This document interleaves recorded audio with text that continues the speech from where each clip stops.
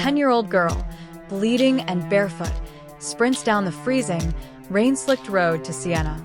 Behind her, high beams cut through the torrential downpour like the eyes of starving predators. The men hunting her in the dark aren't rival cartel soldiers. They belong to her own father. She runs blindly, her lungs burning, directly into the path of a black, armored convoy. Inside the lead SUV, Dante Medici watches the terrified child through the tinted glass. The cabin is thick with the scent of damp cedar and cold smoke.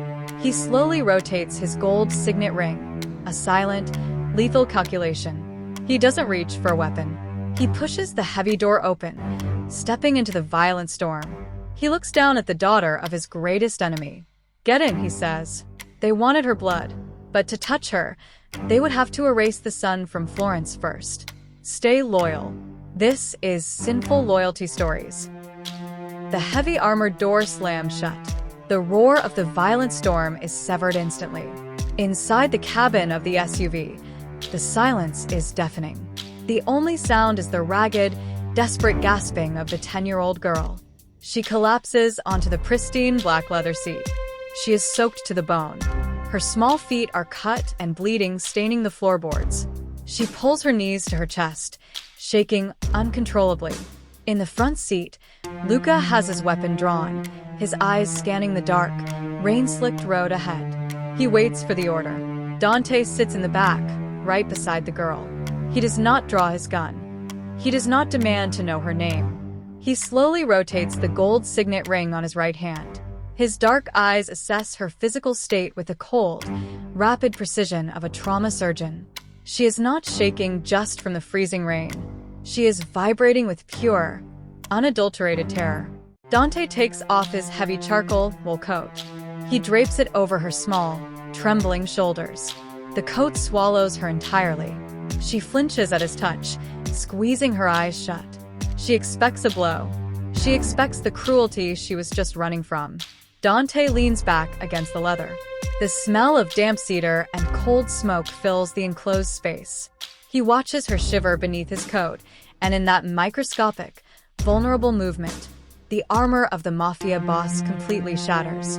He is no longer looking at a stranger on the road to Siena. He is looking at a hospital bed in Florence, 2 years ago. The memory strikes him with the raw, brutal force of a physical impact. The blinding white lights of the pediatric ward. The sharp, sterile stench of antiseptic. And Marco, his 4-year-old son, shivering violently as a lethal fever burned him from the inside out. Dante Medici controls the bloodlines of Italy. He dictates the flow of weapons, politicians, and billions of euros. Yet, as he sat beside that hospital bed, he learned the most devastating truth of his existence. All the power in the underworld is a hollow lie. He could order the execution of a rival don with a whisper, but he could not lower his son's temperature by a single degree. He could buy an entire city, but he could not buy a single breath for his dying boy. The profound, agonizing helplessness of that night is a permanent wound. It is the silent engine that drives his every waking moment. He had watched biology steal his son, and he had been forced to simply stand there and let it happen. The girl beside him lets out a soft, choked sob. Dante's jaw tightens. The memory fades, replaced by a cold, sudden, and terrifying clarity. He could not save Marco from the invisible forces of nature. But the threat outside this vehicle is not invisible. It is made of flesh, blood, and arrogance. And Dante Medici excels at destroying men. Through the rain-battered windshield, harsh halogen lights flood the cabin. 3 black SUVs skid to a halt, completely blocking the narrow road ahead. The pursuit has caught up. The doors swing open. A dozen men step out into the freezing downpour. They are armed with heavy assault rifles. They move with the aggressive, entitled swagger of soldiers who believe they own the night. Luca grips his weapon tighter. "Don Dante," he says, his voice a low, tense hum. They are blocking the route. Ricci's men. The girl whimpers. She shrinks further beneath Dante's coat, burying her face in the dark wool. She knows exactly who these men are. Dante does not look at the armed soldiers outside. He looks at the terrified child trembling on his seat. He reaches out, his large, calloused hand resting gently on the top of her wet hair. It is a gesture of absolute, unbreakable protection. "Lower the window," Dante commands softly. Luca hesitates for a fraction of a second, a tactical nightmare, but he obeys. The thick ballistic glass slides down a few inches. The freezing wind and the sound of the storm rush back into the cabin. Outside, the lead soldier of the Ricci family approaches the vehicle. He raises his rifle, aiming it directly at the gap in the window. He expects to find a terrified civilian. Instead, he meets the dark, dead eyes of the Lion of Florence. The soldier freezes. The arrogant swagger vanishes instantly. The rifle in his hand suddenly feels like a tremendous mistake. Dante does not raise his voice. He does not need to. The low, vibrating register of his words cuts through the torrential rain like a blade. "You are standing in my way." The soldier swallows hard.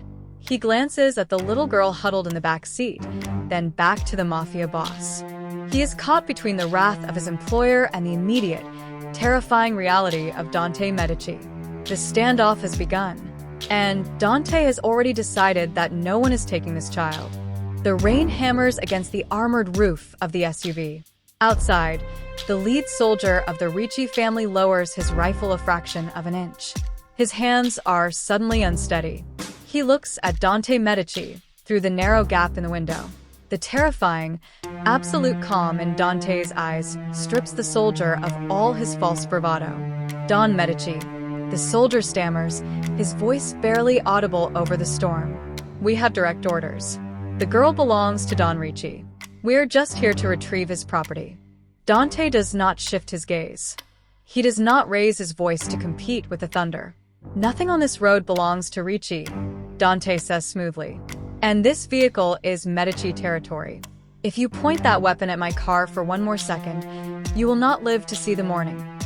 The soldier hesitates, caught between the wrath of his boss and the immediate certainty of death standing right in front of him. Suddenly, a blinding wash of high beams cuts through the darkness behind the Ricci vehicles. Four heavy Medici transport trucks slide into a blockade formation on the wet asphalt, boxing the rival soldiers in completely. Dozens of Dante's elite guards step out into the rain, weapons drawn, perfectly silent. The Ricci soldier realizes the trap. He drops his rifle to his side, stepping back from Dante's window with his hands raised. He signals his men to stand down. They retreat to their SUVs, defeated and humiliated, backing away into the shadows of the storm. Dante presses a button. The thick ballistic glass rolls up, sealing the cabin once again in quiet, leather-scented isolation. "Drive," Dante tells Luca. The convoy surges forward, leaving the rival soldiers behind in the dark. In the back seat, the tension slowly bleeds out of the 10-year-old girl. She stops hyperventilating, though her small frame still trembles beneath Dante's heavy coat. She pulls her knees tighter to her chest, her dark, haunted eyes darting around the luxurious cabin. Dante opens a small compartment built into the console. He takes out a clean, dry microfiber towel and hands it to her. She hesitates, then takes it with bruised, shaking fingers. She presses it against her wet face. Dante watches her. He analyzes the brutal evidence of her escape. There is a dark purple bruise forming on her left cheekbone. Her bare feet are cut by the sharp stones of the road.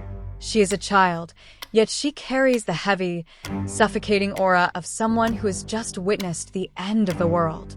"What is your name?" Dante asks. The tone is not an interrogation. It is a quiet, steady anchor offered in the middle of a hurricane. The girl lowers the towel. She looks at the man sitting beside her. She knows he is dangerous. She saw how her father's armed killers backed away from him like frightened dogs. "Sophia," she whispers. Dante nods slowly. "And your family, Sophia? Who are the men hunting you?" She grips the edges of his dark coat. The silence stretches for a long, agonizing moment. In the criminal underworld, a name is a death sentence. But she has nowhere left to run. "Ricci," she says. Her voice cracks. "My name is Sophia Ricci." In the front seat, Luca's spine goes completely rigid. The heavy SUV swerves a fraction of an inch before Luca regains absolute control of the wheel. Ricci. The name hangs in the air, toxic and heavy. Nico Ricci is the ruthless patriarch of the Southern families. He is the man currently preparing to wage a violent war against the Medici Empire. He is Dante's greatest, most vicious rival. And the bleeding, barefoot child sitting on Dante's leather seat is his only daughter. Dante does not flinch. He rotates the gold signet ring on his finger once. His mind, a flawless machine of strategy, immediately begins to process the impossibility of the situation. In the Italian syndicate, bloodlines are sacred. A Don protects his heirs above all else.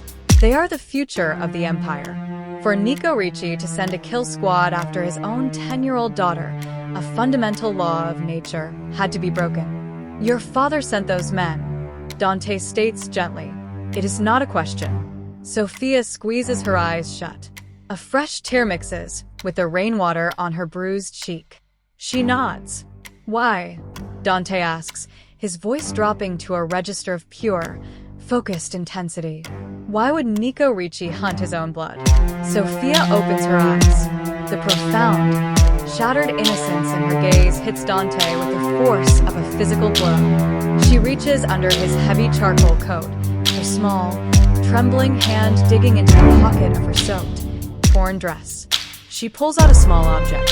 It is a thick, leather-bound notebook. The edges are crumpled and stained with dark, rusted crimson. Blood. Because he found out she was going to tell. Sophia whispers, her voice hollow, stripped of all childhood. My mother. She kept a record. She knew he was lying to the other families. She knew he was going to betray the council. Dante looks at the blood-stained leather in her small hands. She told me to run, Sophia continues, staring blankly at the notebook. He came into her room. I was hiding in the closet. I saw him raise the gun. I saw him shoot her. The air in the cabin turns to ice. Adon had murdered his own wife to protect his secret, and his 10-year-old daughter had watched it happen. I took her book before his soldiers found me, Sophia says, finally looking up at Dante. He saw me run. He knows I have it.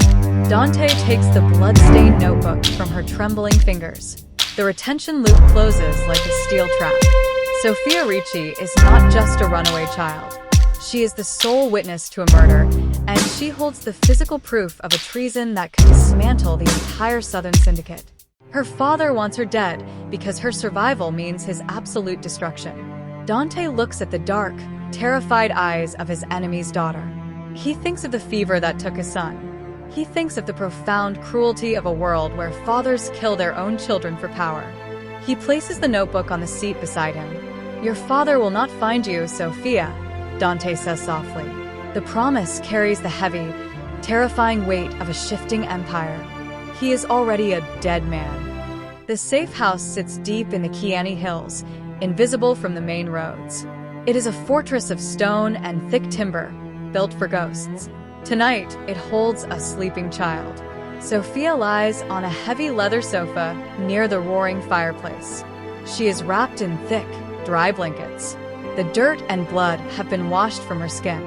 Bianca, the new consigliera of the Medici Empire, sits quietly beside her. Bianca's presence is a steady, calming anchor. She watches the girl's chest rise and fall with the heavy rhythm of total exhaustion. In the adjoining room, the atmosphere is entirely different. It is cold, clinical, and steeped in violence.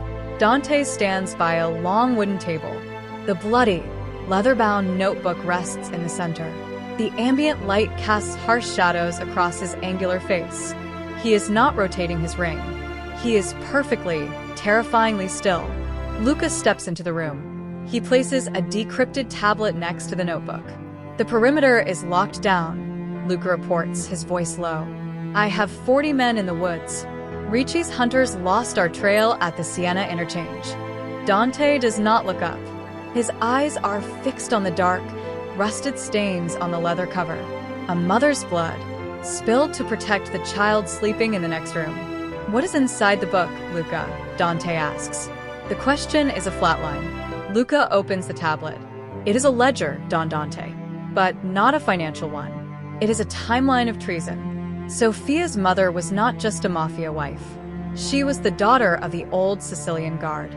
She understood the architecture of our world better than Ricci did, and she realized her husband was tearing it apart. Dante finally looks at his investigator. The first wave of revelation hits the room. Ricci did not kill her in a fit of rage, Dante states. No, Luca confirms, his expression grim. It was an execution. She was gathering proof. For the last 6 months, Ricci has been systematically draining the joint accounts of the Southern Syndicate. He is taking money that belongs to all 5 families. Dante processes the theft.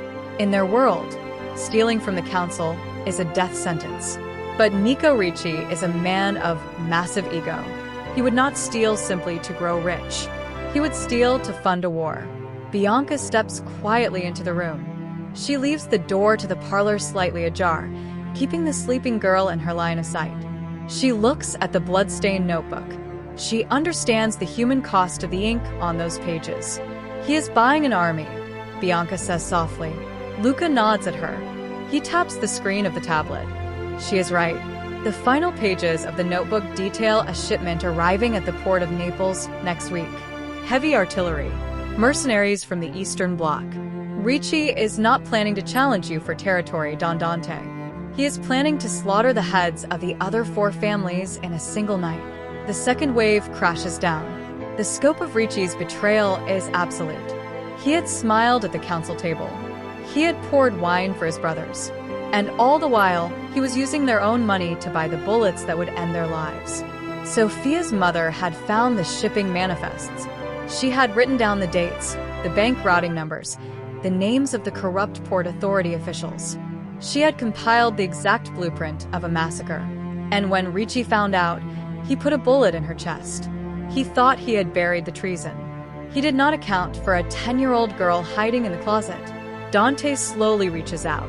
He touches the cold, stained leather of the notebook. He thinks of the rules that govern their violent world. There is no honor among thieves, but there is a code. You do not touch women. You do not touch children. You do not butcher your own blood. Ricci had violated the very laws of nature. He hunted his own daughter, Dante whispers. The vibration in his chest is a dark, gathering storm. He sent armed men into the rain to put a bullet in a 10-year-old girl, simply to protect his ambition. If he finds her, he will kill her, Don Dante, Lucas says flatly. She is the only witness to his wife's murder, and she delivered the proof of his treason directly into your hands. To him, she is a liability, nothing more. Bianca looks at Dante. She sees the subtle tightening of his jaw. She knows exactly what is happening behind his dark, tempestuous eyes. She knows he is thinking of Marco. 2 years ago, Dante was forced to watch his child die, completely powerless to stop it. He had been a king without a sword against a fever. But tonight, the threat to a child is not a disease. It is a man. And Dante Medici knows exactly how to cure the world of a man. Dante turns his back to the table. He walks to the doorway and looks into the parlor. The firelight dances across Sophia's pale, bruised face. She shifts in her sleep, her small hands gripping the edge of the blanket as if she is still running. She has no mother. Her father is a monster who wants her dead. She is entirely alone in a world run by wolves. He will not find her, Dante says. The words are spoken quietly, but they carry the terrifying, absolute weight of gravity. Dante looks back at Luca and Bianca. His face is carved from shadow and stone. He is no longer analyzing intel. He is rendering a verdict. Prepare the men, Dante commands. We are going to Pienza. The fire in the stone hearth cracks, sending a single, bright spark into the air. Sophia opens her eyes. She is no longer in the freezing rain. The heavy blankets smell of clean linen and wood smoke. She sits up slowly, her bruised body aching with the memory of the asphalt. The safe house is quiet. She looks across the dim parlor. Dante Medici sits in a high-backed leather chair, completely submerged in the shadows. He is watching her. He does not move. He does not offer a false, comforting smile. He simply exists, a dark anchor in a world that just collapsed beneath her feet. Sophia pulls the blanket up to her chin. She looks at the large, calloused hands resting on the armrests of his chair. She knows those hands end lives. "My father told me stories about you," Sophia whispers. Her voice is fragile, but it does not break. "He said you were the devil. He said you had a heart made of cold iron." Dante leans forward slightly. The firelight catches the gold signet ring on his finger. "Your father is a man who speaks a great deal about things he does not understand," Dante replies. His voice is a low, steady rumble. Sophia looks down at her bandaged feet. "He is going to kill me. It is not a child's nightmare. It is a terrifying, absolute fact. He has an army," she continues, her voice hollowing out. "He told my mother that he owns the police in Pienza. He owns the judges. He said that once he erases the Medici, he will be a god. Gods do not leave witnesses." Dante absorbs the cold reality of a 10-year-old girl accepting her own execution. It is a profound, sickening violation of the natural order. "He cannot be a god, Sophia," Dante says quietly. "Gods do not bleed." Sophia looks up at him. She reaches her small hand out from beneath the blanket. She points to the dark doorway of the adjacent room, where the bloody notebook rests on the table.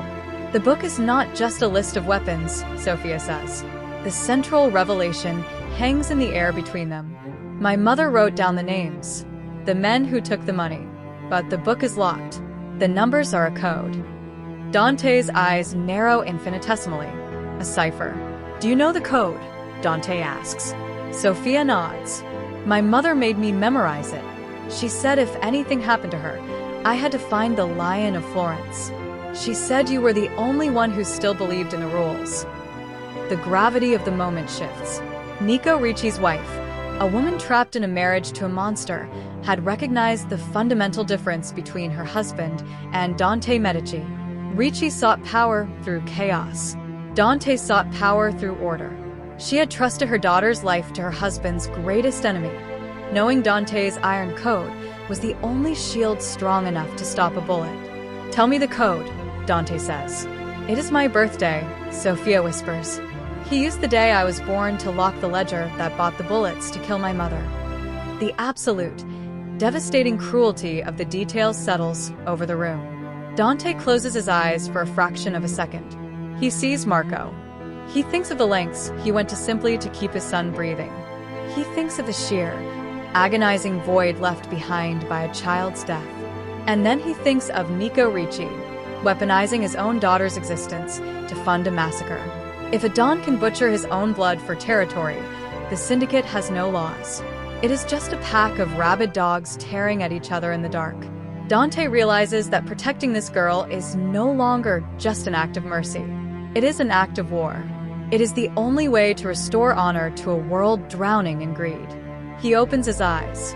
They are the color of a winter storm, entirely devoid of mercy.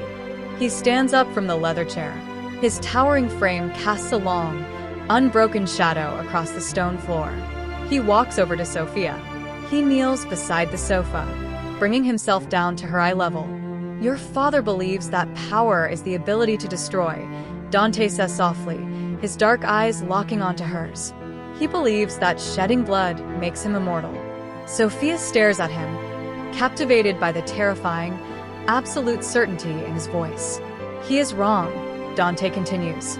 "True power is the ability to protect. It is the discipline to stand between the innocent and the dark."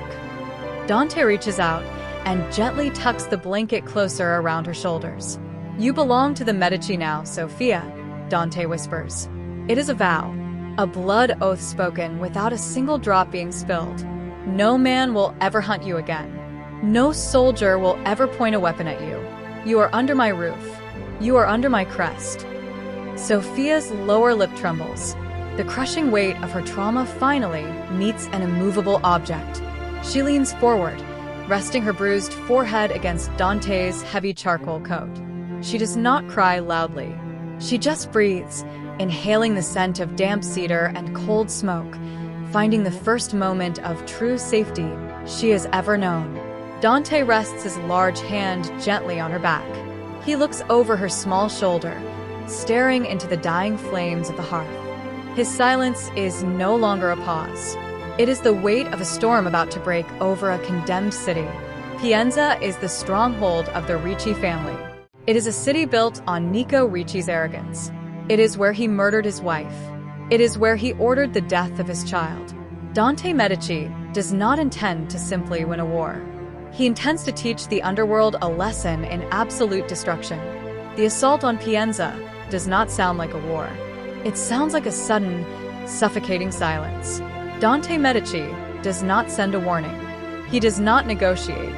He uses the decrypted ledger to systematically dismantle Nico Ricci's empire before the sun even rises. At 2 a.m., Medici operatives intercept the mercenary shipments at the port of Naples. At 3:15 a.m., the offshore accounts funding Ricci's private army are drained, the routing numbers provided by a 10-year-old girl's memory. By 4 a.m., a convoy of 40 black SUVs rolls quietly into the ancient stone streets of Pienza. Ricci soldiers, stationed at the perimeter of the family compound, do not fire a single shot. They are disarmed by the shadows, outmaneuvered by Luca's elite tactical units. The collapse of the southern stronghold is surgical, elegant, and absolutely devastating. Nico Ricci sits behind a massive mahogany desk in his fortified study. He is pouring a glass of scotch, celebrating a victory that has already turned to ash. He believes his hunters have killed his daughter. He believes his mercenaries are marching north. The heavy oak doors of his study swing open. Ricci looks up, his arrogant smile freezing on his face. Dante Medici stands in the doorway. His charcoal coat absorbs the dim light of the room. He does not hold a weapon. He simply steps inside, bringing the heavy scent of damp cedar and absolute ruin with him. Luca and 4 armed guards fan out behind him, securing the room. Ricci's hand hovers over the crystal glass. The color drains from his face. He looks past Dante, expecting his own guards to rush in. No one comes. Dante, Ricci says. His voice is a hollow rasp. He tries to summon the bravado of a dawn, but the terror in his chest betrays him. This is a breach of the council. You are in my territory. Dante walks slowly toward the desk. He reaches into his coat. He pulls out the blood-stained, leather-bound notebook. He drops it onto the center of Ricci's pristine desk. The heavy thud rattles the crystal glass. Ricci stares at the book. The physical proof of his treason. The proof of his wife's murder.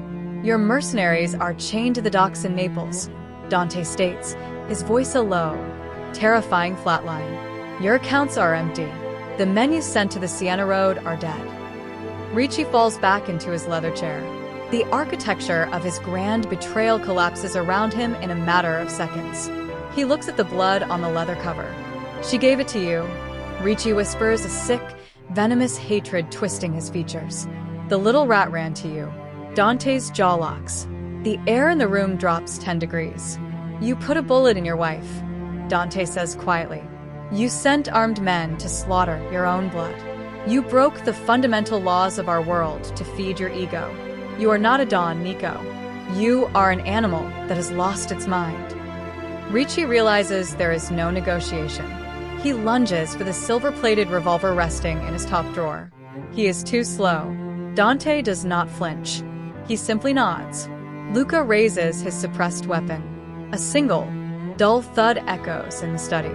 Nico Ricci falls forward, his chest striking the edge of the mahogany desk. His hand never reaches the gun. His blood spills over the polished wood, pooling around the stained notebook his wife had died to protect. Dante looks down at the corpse. There is no triumph in his eyes, only the cold satisfaction of balancing a corrupted scale. He turns and walks out of the study. In the main courtyard of the compound, the remaining capos and lieutenants of the Ricci family are lined up on their knees. They are terrified, waiting for the execution order. They expect Dante to slaughter them all. Dante steps out into the cold morning air. He stands on the stone steps, looking down at the broken remnants of his enemy's empire. Nico Ricci is dead. Dante's voice rolls across the courtyard, a heavy, resonating hum. He stole from the council. He murdered his own family. He brought dishonor to this city. The men on their knees stare at the ground, paralyzed by fear.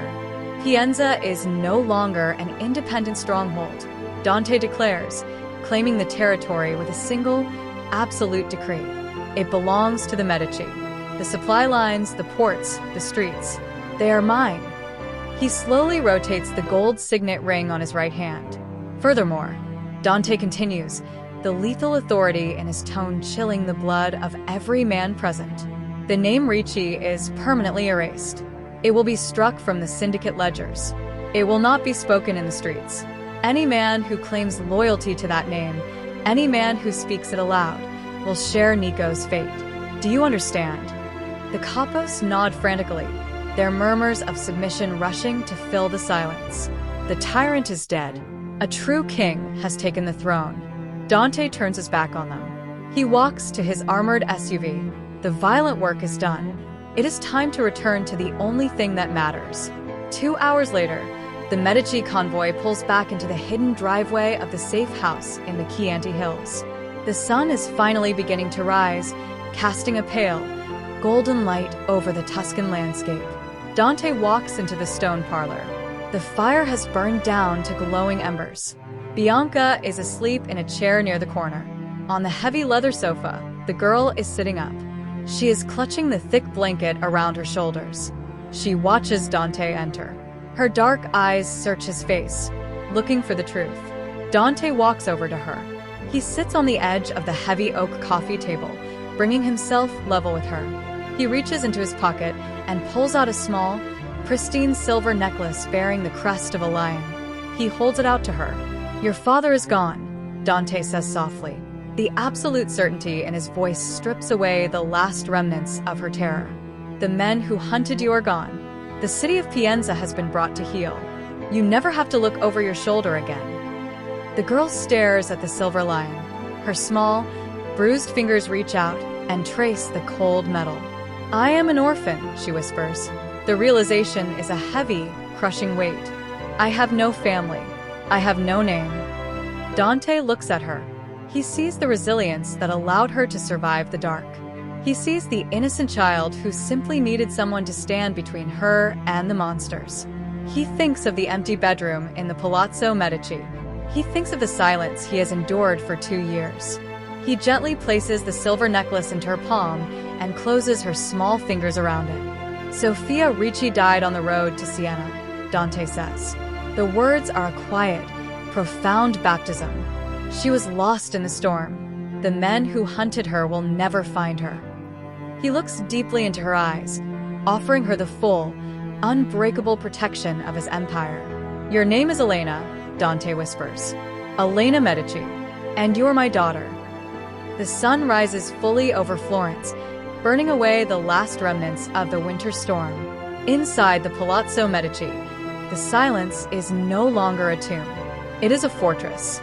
On the second floor, behind reinforced oak doors, a 10-year-old girl sleeps deeply.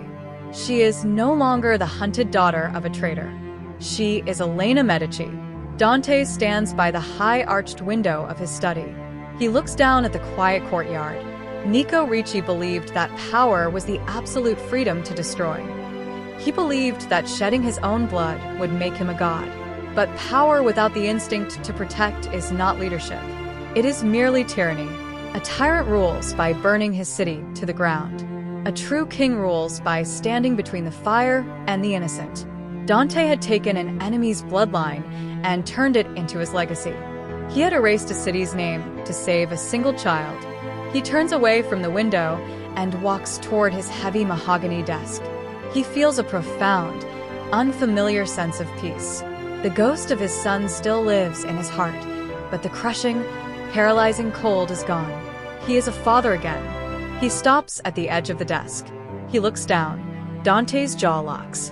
The air in the study instantly turns to ice. He raises his right hand. His thumb instinctively moves to rotate the heavy gold signet ring on his fourth finger, the ancient Medici crest, the physical manifestation of his absolute authority. His thumb meets bare skin. He looks at his hand. The ring is gone. He had not taken it off. It was on his finger when he executed Ricci. It was on his finger when he returned to the safe house. He looks back at the desk. Resting in the exact center of his leather blotter, right where his ring should be, is a single, rusted iron nail. Someone had breached the impregnable Palazzo Medici. Someone had stood right beside him like a ghost, stripped the crown from the king's hand without making a sound, and left a threat in its place. The war in the south was over, but a much darker phantom had just entered the walls. Where others see an enemy, a leader sees what must be saved. If you seek loyalty, subscribe. Stay loyal.